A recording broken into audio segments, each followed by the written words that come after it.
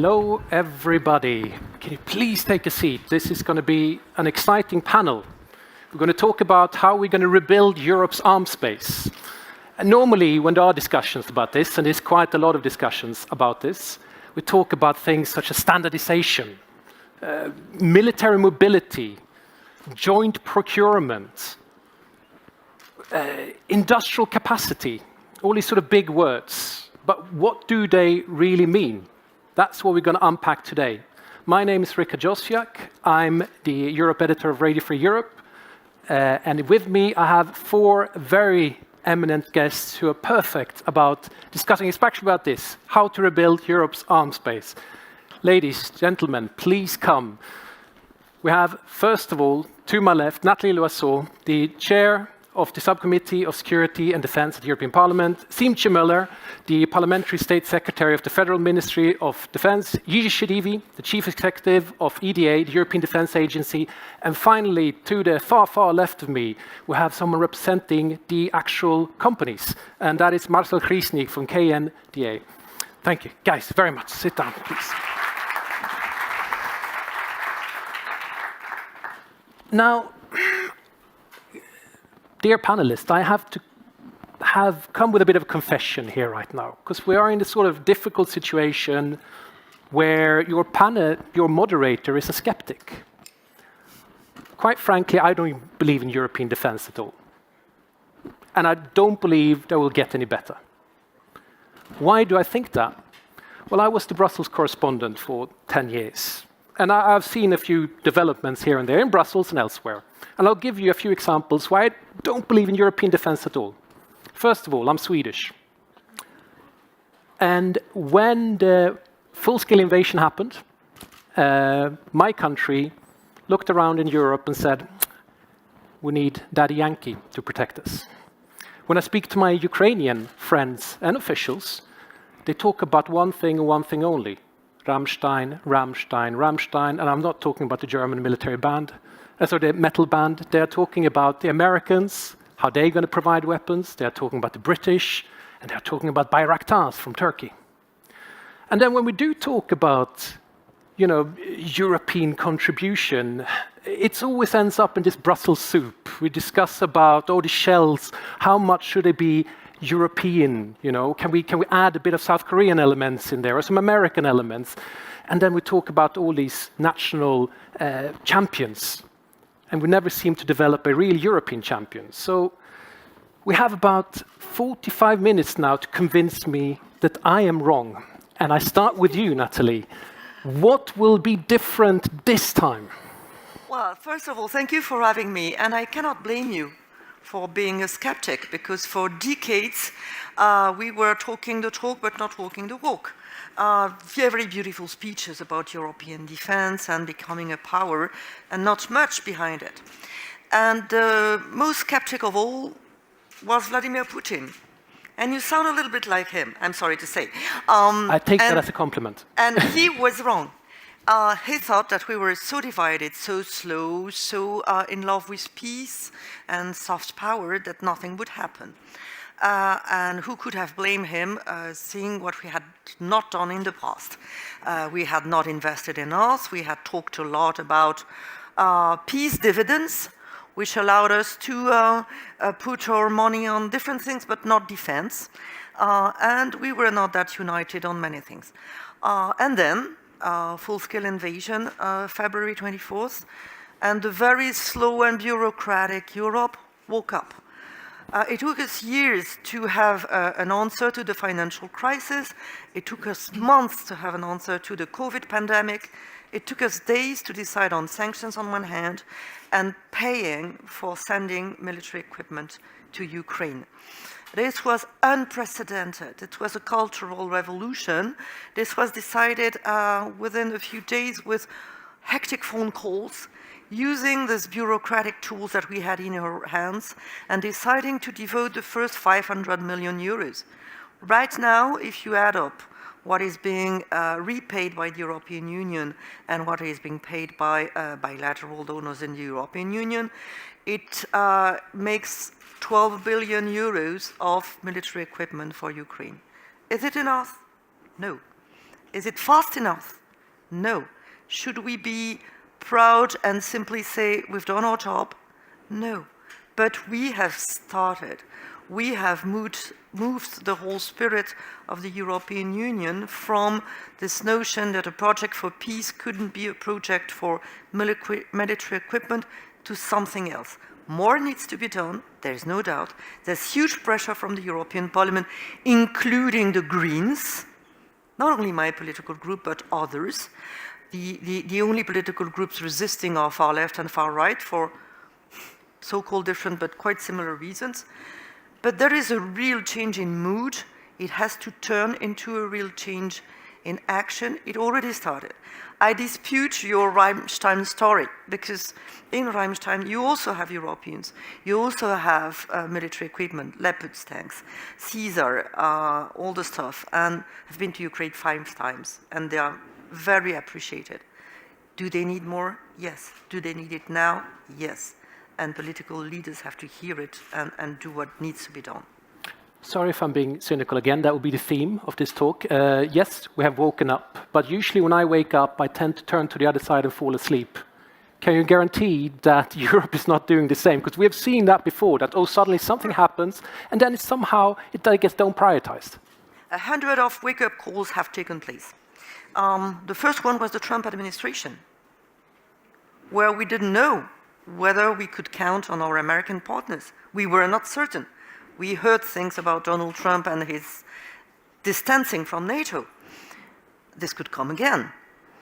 We had the evacuation of Kabul, where we were 100% dependent on the US and on a decision that we were not involved in taking. There should have been also a wake-up call, sort of, okay, America is our best and most reliable partner, except when it is not. Yeah. So we should be reliable European partners of the US. All this happened. We knew, because we keep on repeating that the war in Ukraine is the return of war in Europe. What about the Balkans? It took place, and it ended thanks to the United States. We were not able to end it up ourselves. So I don't know how many wake-up calls we need. Of course, I hope that this time is the right time. But this is my personal commitment. This is the personal commitment of many people in charge right now. Is it sustainable in the future? I don't know. We will spar more. Siemtje, Germany, Zeitenwende. Is that true of the defense as well? Will you now be a payer and a player? Or where are we? Yes. Yes. We are already a player and a payer. We are supporting Ukraine. We are trying to rebuild European defense with different initiatives concerning related to procurement, joint procurement. We are a big player in NATO, and we are there. We have the Zeitenwende. We are now signing all the contracts so that we have Bundeswehr re-established, so to say, with new material, and we are playing and contributing to different missions and initiatives. So we know that we rely on European defense, meaning European security, included the US, but that means also that Europe has to play its own part, and that we have to contribute to material, personnel, and the different missions that we and the different training exercises that we do on the European territory. Is it enough, though? What more can be done? Well, that's always like, I know, but it's not like... If it's enough, then of course I have to say no, because we still have to do more. But you said in the beginning that you are skeptical and that you are convinced that it's not enough and that Europe won't be able to defend itself. I would say this is very typical European, because we do quite a lot since war started, and we are not good in talking about what we do, and we are very good in being very skeptical. We have, on the other side, we have, let's say, a more courageous attitude that is not doing that are doing quite a lot, but also telling everybody, well, we do this, we do this, we do this, we do this, and we're doing quite a lot, but more in the backstage, on backstage, and we are very skeptical about our own doing. So I would say, as Europe as a whole, we have to see what we do at the moment. We do so many things. We have the European Military Assistance Mission. We are doing training and exercise for, I think in the end it will be 30,000 Ukrainian soldiers that are being trained and this year in Europe. We do, as Germany, we do about 9,000 soldiers in German bases. We do material. We have now, to speak as a German, for Germany, we have just on the last weekend, 2 weeks ago, we had the Ukrainian president. We had him in Berlin, and we announced that we were 2.7 billion package of material support for Ukraine. So we do so many things since a year. And if you have a look on where we have been a year or before the war started, we had Europe almost breaking apart. We had different tensions. We had countries that were not really sure if they still want to be inside of the member of the European Union. And now we're united, more or less united, and we, as the community, as the European community, we have the frameworks, we have the documents, we have the will, and everybody is. Or the majority of the populations in every member state, I think, and of the governments is in favor of supporting Ukraine and knowing that we have to do more for our own defense. So we are definitely at a different stage than before the war started. We have not everything is done, but I think we did really a huge step. Before I turn to you, Jiří, I just want to say to everyone, please log on to the GlobSec app, ask questions. You can also indicate it here. Already now putting up hands so I can point the direction of the person with the microphone. Jiří, you are the interconnector in Europe. You're the one who's supposed to see that we all are on the same page, that interoperability works, that we now start with joint procurement. How does your daily work look like? I mean, it's quite a workload, should be, or is it? It is very busy, especially since February last year, but had been busy even before now. Interconnected, I say, we are intergovernmental organization, European Defence Agency, and we serve member states to get together in their industries and their research technology organizations to work on joint projects. And sometimes I say that we are also a combination of a dating agency, an incubator, and a little bit of a kindergarten. But then when the project is more mature, it goes out and being procured elsewhere. We have had a lot of good successes that we can be proud of, even some complex systems like multi-role transport tanker aircraft. I mean, it's a big thing. Now flying, delivering very complex capability, unmanned ground systems, European Medical Command. We are also very much instrumental in the area of military mobility, cyber defense response teams. And I can now name more and more. But what is important to keep in mind, speaking about European defense, from our perspective, we are not about to substitute territorial collective defense of NATO. What we do is rather complementary on one hand. Interoperability is the name of the game now, with Sweden, Finland, and hopefully soon Sweden in NATO, and Denmark opting in CSDP. We will have 23 member states / allies, means single set of forces. This is extremely important. But at the same time, we should also focus on some really EU specifics. And this we can actually find in the strategy compass, which is excellent strategic document, which spells out the very high ambition of the European Union of the next at least 1 decade. And what is important for me in that respect is that we should be prepared for situations when Europe will be challenged in our neighborhood, and especially I have in mind Middle East, Africa, Sub-Saharan Africa, where we will need to have capacity to react in situations of, let's say, rescue, stabilization, react independently. Means having our own strategic enablers, which is transport, which is command control, which is the whole complex command control, reconnaissance intelligence, medical, etc., but also actually sharper force. because we must be prepared for the situation when simply, and those situations would be below collective defense, below Article 5, when simply NATO and the US will not be involved and will not support us in terms of providing strategic enablers.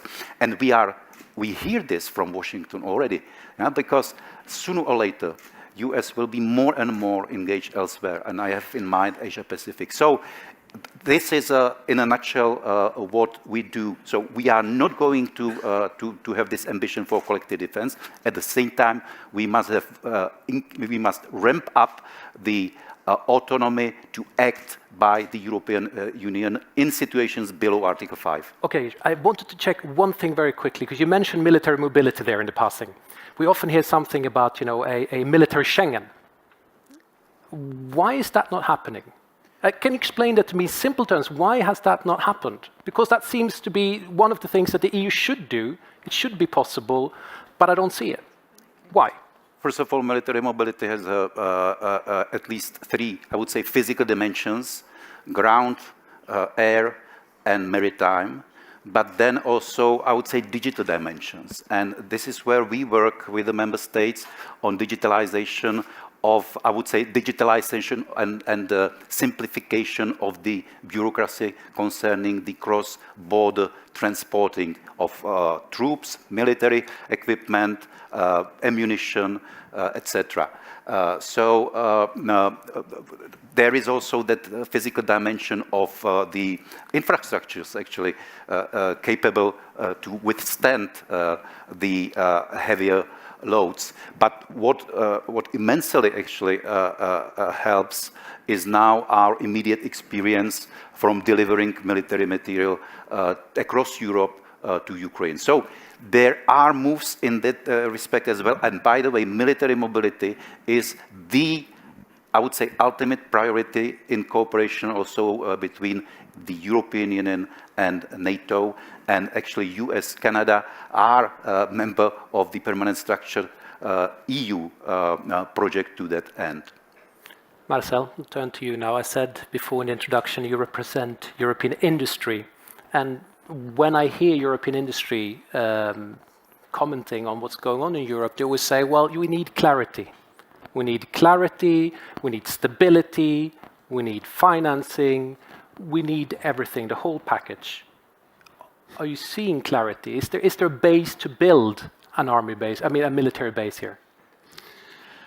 Obviously, we are not stupid, and we pick up the signals of the increased demand. So we are acting. We are anticipating on the increasing demand to build up the industrial arms base in Europe, by the way, which has to remain within the framework of only the NATO. So we are deeply investing. We are increasing our capacities. For example, our Nexter company increased the delivery times of the CSR from 2 to 4 months. They increased the ammunition capacity with 50% and next year 100%. We are increasing shifts.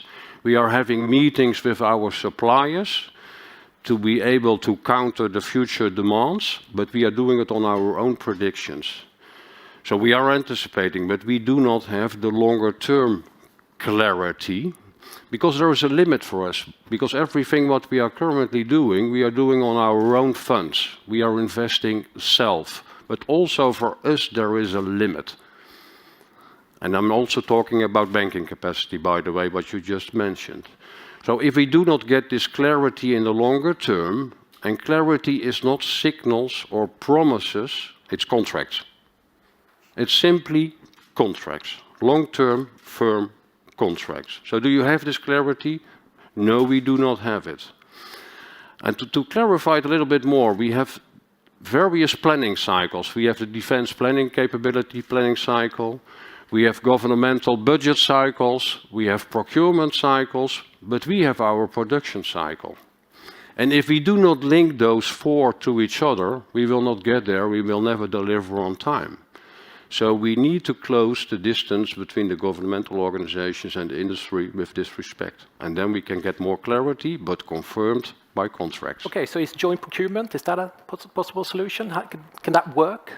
Would that shorten the contracts? Joint procurements? Joint procurement. For me, interoperability and joint procurement goes hand in hand. Interoperability has two aims, two objectives, two main objectives. First one, operational effectiveness. That's the first one, the most important one. Second objective, affordability. In the long term, we cannot afford to stay in the national stovepipes. So we had to let go of the national egoism in favor of the European approach.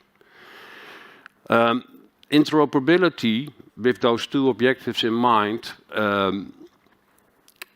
how do I say it in the right way, can only be achieved if we really take the step. No, let's say it differently. I will take an example, a simple example which could be a quick win. The Leopard 1 and 2 is used in 16 countries in Europe. Last year it was 13, but we added Slovakia, Czech and Ukraine. 16 countries are working with the Leopard. So this is really a quick win to take on the joint procurement, maybe coordinated by the EU or the NATO, on the Leopard. That will only work if you combine that with a sort of fleet management to ensure also proper upgrades, the spare parts, the maintenance, and we have something in place for that, which is called the Leo-Ben. The Leo-Ben is led by governments. They are mastering the upgrades, the maintenance, and etc. So there are existing examples to ensure joint procurement, but that step has to be made. And why not appoint Germany as lead nation for the joint procurement of the Leopard? I don't think the EU should do it themselves. We already have issues on procurement capacity. Leave it in the hands of the specialists. Let them do the joint procurement. And this is a simple, quick win, which we could realize very rapidly. Siemtje, what do you think about that idea? Well, it's a very good idea. I think we did it with the Leopard 2 A8. We did the framework contract with KMW as the German federal government, and we opened it to other nations. And I think now Czech Republic joined. No, if it's just to have the scale effect.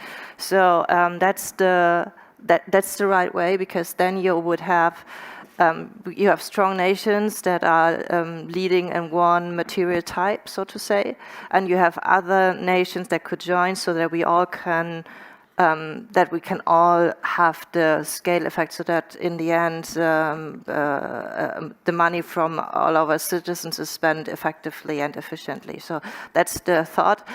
And also the thought behind it to open our contracts for other member countries or nations is that we don't want to duplicate procurement instruments or to create new ones, but so that it's easy and so that we can get the material quickly and so that we all have the sake of it. Sorry. That's very good. That's very good. Are you satisfied with that answer, Marcel? Yeah, no, it's absolutely a good step, but framework contract is not enough, by the way. We need firm contracts in the longer term, but it's a good example if Czech would join and could take profit of this framework contract. That's a good first start. But that's exactly what I think we should do. We should exploit existing initiatives and not adding more initiatives. We have enough initiatives. We have too much initiatives. So initiatives like this and existing bilateral or multinational cooperations, we should exploit. Germany and the Netherlands are working together military completely. They are almost integrated. All Dutch brigades are integrated in the German Bundeswehr. Exploit this and continue this with joint procurement for those countries. France and Belgium, another example with the CAMO contract. We have existing examples. Exploit that and don't make it too big with too many nations in the current stage. That will only delay this. Okay, let's now take questions for the audience. We have that here as well, but I see there's a lady here at the front row who wants to ask something. Then we have another lady there and a man over there. So we start immediately gathering a few questions, and then please introduce yourself and say to whom you're asking the question as well. Yeah, hello, my name is Sasha Stein. I'm a Foreign and Security Policy Fellow at the Berlin-based Jacques Delors Center. I have a question to Ms. Möller. You said that Germany is ready to lead, but we have this unfortunate situation of Germany is approving Leopard tank deliveries to Ukraine. And we also have quite a number of competing countries that would be interested in supporting their own arms manufacturers. Is Germany ready to follow? If, for example, France wants to push its arms manufacturers, that would as a fact, and negatively impact German arms producers. And a follow-up to the European Defence Agency. Are you ready to give up some of your power to nation states? Can we take answers to those immediately, maybe? So Siemtje first, and then Jiří, please. And then we had one lady over there as well, and a man there. I think it's Benjamin. Do I see it correctly? Yes. So Siemtje, please. Well, I think it's not about competing, it's about doing things together. So it's not that the different nations try to overcome or get at the head of each other, but it's to do things together. That's why, for example, Chancellor Scholz mentioned or initiated the European Sky Shield Initiative, so that we can do things together, because in the end, it's not that one nation or the other nation is ruling or is trying to get a point against another member country. It's that we re-establish European defense, and this we can only do together. That is why we do this joint procurement. That is why we try to open contract. That is why we have different initiatives. That we have, for example, the ongoing the talks going on artillery ammunition of the caliber 155. So we have different. We have different types, but we have to do it together, because otherwise, if we don't stand together, we will lose. It's we have it. Putin not only fights this war against Ukraine. Of course, it's happening in Ukraine, but in the end, it's against all of us. And he wanted to destroy European Union. He wanted to destroy NATO, and he thought it would fall apart. And so this is what is meant with unity as a value as such. We have to stand together, and we don't have to try to be better than the other, because we have to do it the best way together. Of course, if we have different initiatives in different countries, we have to think about how every country can contribute. We have different talkings going on. It's intergovernmental talkings that cannot open all the secrets behind the scenes. But of course, we have different governments talking on different tracks, so to say. And if there is a good initiative by other countries, we are not. We will never say no if we can contribute to it. Jiří. We are not ready to give up even an inch of our power vis-à-vis member states, because we've got none. We are intergovernmental organization established by the member states, for member states, steered by the member states, controlled very closely by the member states, steering board, the main one meeting twice a year on the level of defense ministers. In the meantime, with the communities like capability directors of MODs, ministries of defense, research technology directors, ministries of defense, and national armaments directors of ministries of defense. So we have no power vis-à-vis member states at all. We serve the member states. Thank you. There was another question up there, and then we'll go Benjamin. The ladies first. Is this on? Yes. Yes. Latika Burke from the Sydney Morning Herald. I think my question's to anyone who really wants to take it. What is the long-term arms, build-up that you see in relation to Ukraine? If the war continues for a longer period of time than we'd all like, how does European arms work with that? Because at the moment we're seeing this ad hoc, we give a bit to Ukraine, countries bit by bit giving it, and it's not really working, is it? So we do one person taking that. Nathalie, that will be you. Okay. First, it's not really working. Yes, it is. What we do is prioritizing with the Ukrainians their requests. What we were bad at in the very beginning was putting red lines which were not to be red lines. Remember, when we were making a difference between defensive weapons and offensive weapons, when you are invaded, everything is defensive. How come we didn't realize it in the first place? Then we said heavy equipment versus non-heavy equipment. Well, Finally, we decided that we would listen to our Ukrainian partners and try to answer their requests with what we have and what we manufacture. And yes, it's working. If we were not there, if the Americans were not there, if we were not in this together, Ukraine would not be in the situation where it is today. The question is, we repeat that we will stay the course as long as it takes. That's fine. I would prefer to hear as much takes. That is to say that we should increase our support right now. We've been slow in providing fighter jets. Once again, it was a red line, it's not a red line anymore. Why did we wait? Because there are lives lost. We have to stay the course. It's a problem for the European Union, it's a problem for the UK, it's the problem for the US.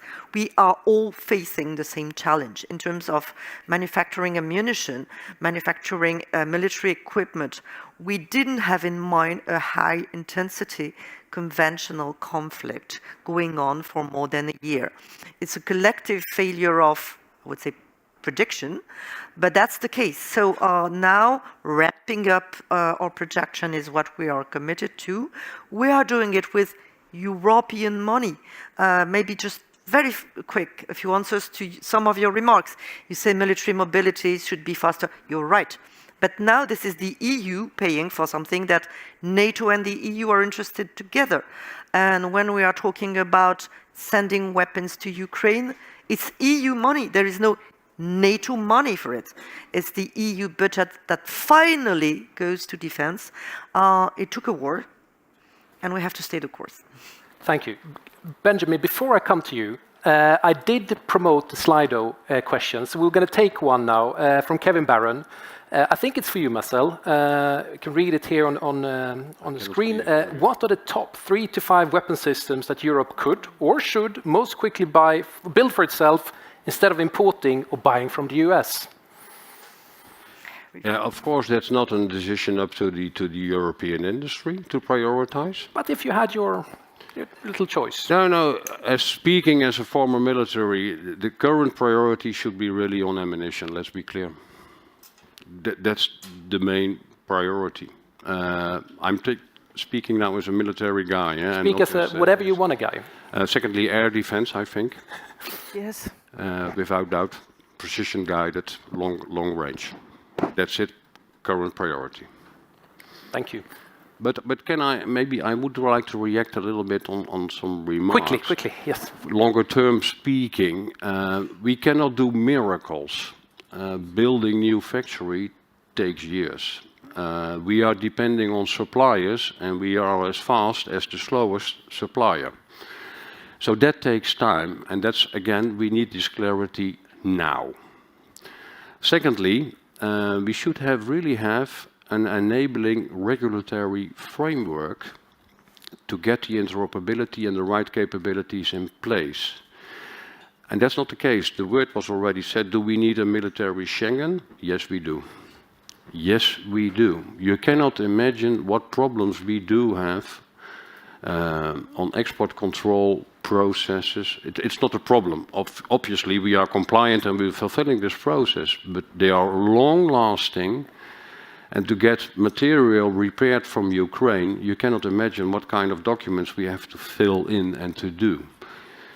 Coming back to interoperability, interoperability is not only hardware, it's also software. Maybe software is creating more operational effectiveness if it's interoperable than now.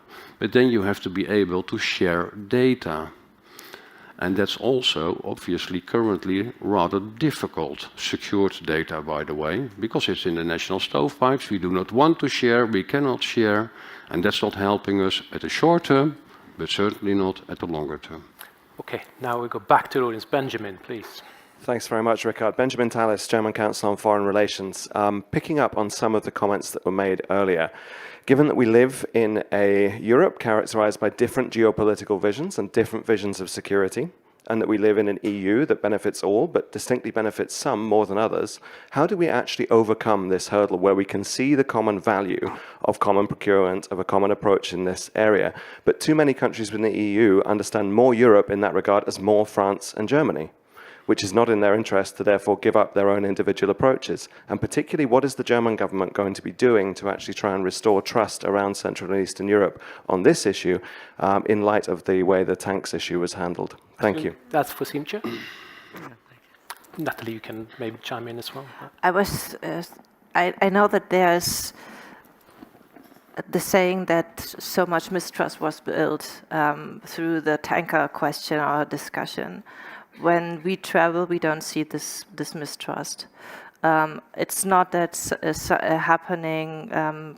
All the meetings that we have with those governments are always friendly and in a polite way.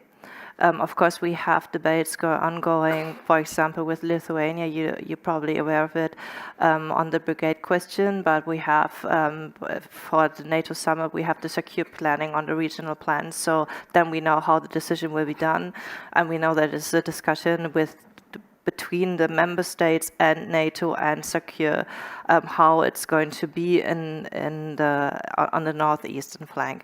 And then if we come to southeastern Europe, we have so strong and intense ties with those countries. We are contributing in many terms to the security in those regions, not only in the southeastern and the northeastern flank, but also in the southeastern flanks with different military exercises, trainings, and presence here with the Ringtausch, with the ring swap, with material support. So is that we are very present. It is that we have many travels and meetings between high government officials and here in the region more than before.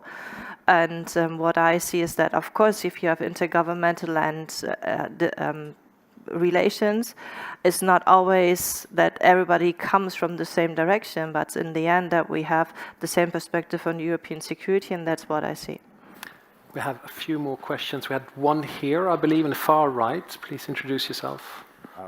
Josef Batra, Professor of Political Science at Comenius University. This is a question for Jiří, Šedivý. You mentioned that strategic airlift capacity, transport, that's what the European Union needs to develop to be able to act in defense and security. What is the role of the private sector in actually carrying these kinds of, or providing these kinds of services? In the US, in the UK, in their militaries, this has become normal that they're in fact using a lot of private sector providers in strategic airlift capacity. In the European Union, we have seen this as, of course, as well in Mali and other places where German troops were transported by private companies. So what is the role, what would be your estimate to be, what is the ratio of the private sector outsourcing in this area? What's the potential? Quickly, estimate. Crucial, extremely important, dominant, I would say. At the same time, if it comes to the direct combat support, it must be military capacity. Logistics, I would say, intercontinental logistics, around 80% actually goes with the private sector in terms of, for example, operation in Afghanistan.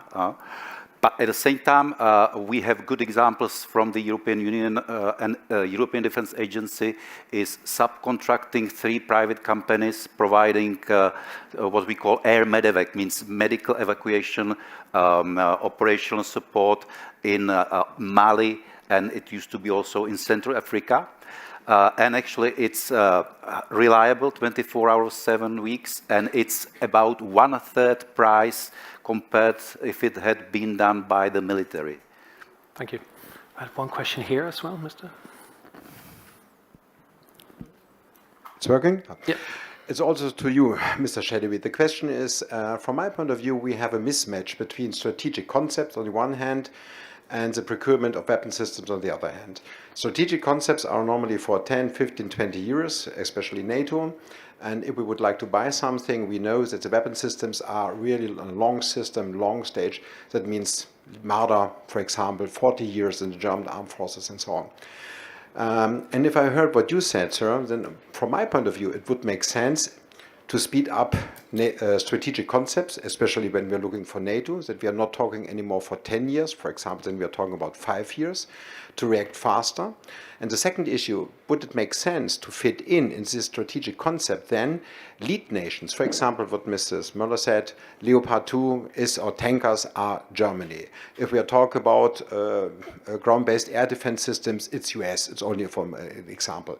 And that we can put the main initiatives, what you mentioned, in such a strategic concept in a very early stage, so it is very clear which nation is in lead, which nation will plug in, and then we have timelines, for example, that not nations will go later in a Leopard 2A8 system or something like this, and this would create clarity for the private companies, and we know who's responsible. So that means, makes it sense to put together strategic concepts with procurement.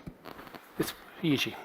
First of all, strategic concept, it's NATO. We have strategic compass. NATO also then works through the strategic concept into the political guidance where there are those, I would say, strategic capability goals, targets defined.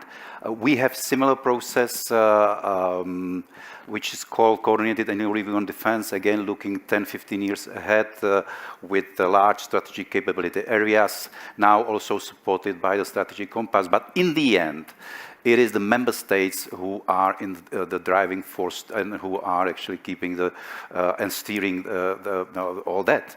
And unless and until the member states would start this, I would say, convergence of mid to long-term defense planning, means setting the priorities for capabilities, and then, I mean, we've got this prioritization, but then unless and until member states start really following them, and this would need also investing more and more together.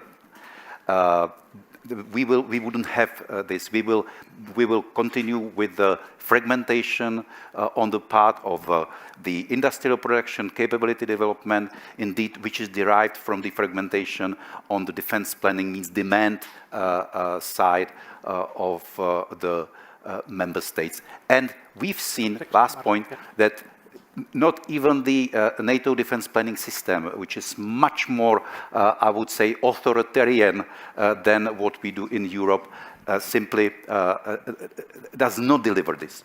Marcel, you want to jump in quickly? Yeah, I like the question, because I think we really should shorten the cycle terms more shorter, exactly what you're saying, but mainly due to the impact of technology development. Technology development goes that fast that we cannot afford, and it would be a waste of money and time, to talk about planning cycles for 20 years. I'm very surprised to see that the EU is launching an initiative on the future main battle tank. And if you see the requirements, those are classic requirements. And we are talking about an horizon of 20 years. First of all, Germany and France are already working on the main ground combat system, which is roughly the same thing, so we are doubling things. But the main ground combat system is a system of systems, manned and unmanned, and we all know that will be the future. That's much more logically thinking, and we need to do that, because the capacity of the future will not be in the hard stuff and in the mass, but will be in different things. It's about effects to achieve, and it's an old-fashioned approach, sorry to say. Ladies and gentlemen, we have about 7 minutes left. Clock is ticking. I will take some of the Slido questions here. It's a question that always comes up when you talk about European defense. I'm not particularly keen on it, but I will take it nonetheless, and I will give it to you, Nathalie. Why do we need an EU army when we have NATO? I'm not even sure we need an EU army, but... Well, we don't have a NATO army, and we don't have a EU army. We have national armies and a single set of forces ready to act under a NATO umbrella, under an EU umbrella, under a bilateral or a few countries coalition if need be. And this is exactly what is taking place. My home country is present as a framework nation in Romania right now, under the umbrella of NATO for reassurance and deterrence on the southeastern flank of the alliance. We are present in Iraq in a coalition with other countries to counter terrorism, and we are present in EU missions and operations as well. as we said earlier, priorities might differ in the future, and I'm not critical of the United States. I fully understand that some of our priorities might be very distant from the priorities in Washington. If we talk about Libya, for instance, for us it's an immediate priority. When you live in the United States, that's not obvious. So we are not talking about an EU army, even if I hear it from time and again. We are talking about being consistent, being interoperable, being ready to act together, training together, exercising together, sharing a common culture, and this is ongoing, should be faster, for our needs. And NATO needs a strong European pillar, a reliable, a consistent pillar, European pillar of NATO.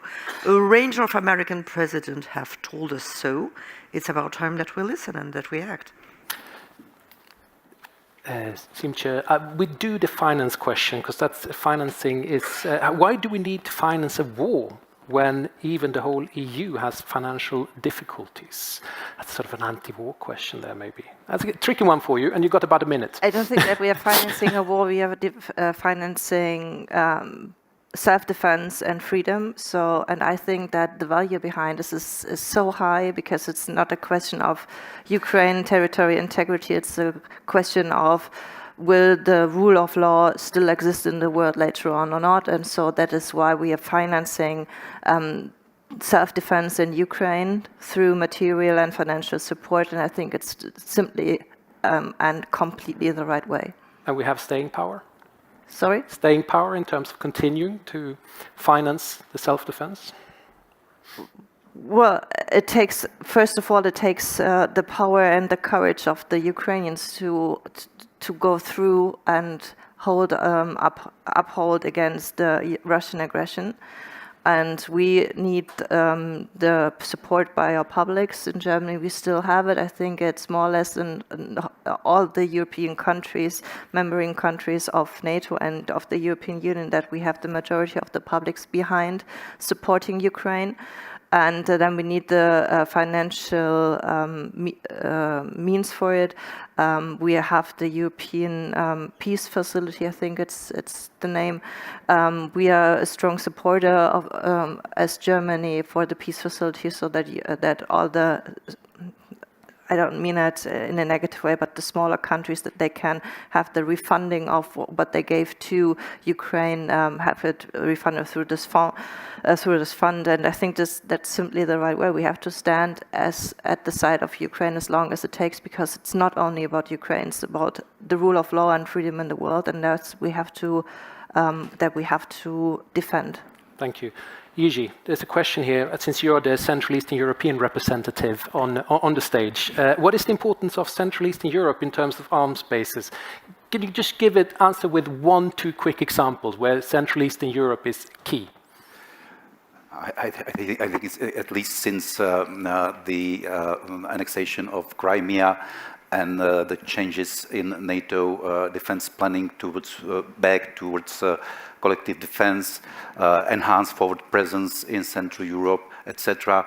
The importance of this frontier region is growing.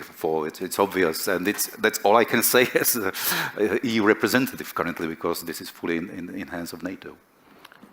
Marcel, there are an interesting question here about Ukraine. Ukraine has a substantial arms industry. If Ukraine wins the war, it will also have the strongest military. It's now time to link up EU and Ukraine's arms industry. What about that? Yeah, absolutely. Absolutely, the answer is yes. We are already aligning, especially with, for example, the Ukrainian Logistics Command, to ensure the proper services for the capabilities that are being deployed over there. But for that, we stay closely connected to our home nations and stay within the political agreements on that. But absolutely, it's time to align already now. Can I add something? Very quickly. Then we have to wrap it up. We're already doing it not only on the industrial level, but also on the military level, because when we're doing the training and exercise for the Ukrainian soldiers, we also get some, to say, best practice examples from them, so that our militaries can also learn from them. Nathalie, famous last words. Well, I think that it was about time that we would wake up, but we should not be oversatisfied by what we are doing. We are dedicating money, that's fine. We are bringing efforts together. We need more cohesion, more coherence, and some sort of leadership so that public opinions would really want us to do more in defense, believe that we walk the walk. Guys, we have to wrap it up. I asked you a challenge before we started this, whether you convinced me or not. I cannot say I've been converted, but I will promise I will pray in the EU Church next week for the first time and see if I like it or not. Ladies and gentlemen, with that, it's lunch. That's going to be all over the place, around the Maria Theresia stage and so on. We are back here at 2 o'clock with a question. We talked about military now. Now he's going to talk about peace. Now, how? I don't know. Come back at 2 o'clock. Thank you very much and applause to everyone.